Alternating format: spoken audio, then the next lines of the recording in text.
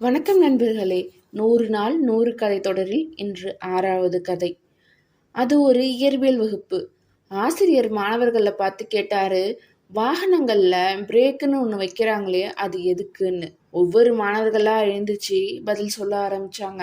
வாகனத்தை நிறுத்துறதுக்கு, வேகத்தை குறைக்கிறதுக்கு, விபத்தை தடுக்க, மெதுவா போகிறதுக்கு அப்படின்னு பல பதில்கள் வந்துச்சு. ஒரு மாணவன் மட்டும் சொன்னா வேகமா ஓட்டுறதுக்கு அப்படின்னு. அதை கேட்ட மற்ற மாணவர்கள் எல்லாம் சிரிச்சாங்க. ஆனா ஆசிரியர் அதுதான் சரியான பதில்னு சொன்னாரு. அது எப்படி?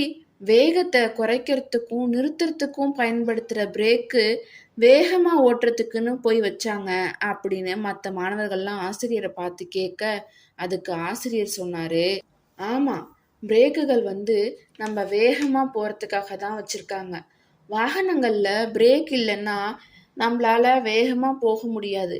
நம்ம வேகமா போகும்போது நம்மள பாதுகாத்துக்கிறதுக்காக வைக்கப்பட்ட தடைக்கருவி தான் நம்மள வேகமா போறதுக்கான நம்பிக்கைய நமக்கு தருது.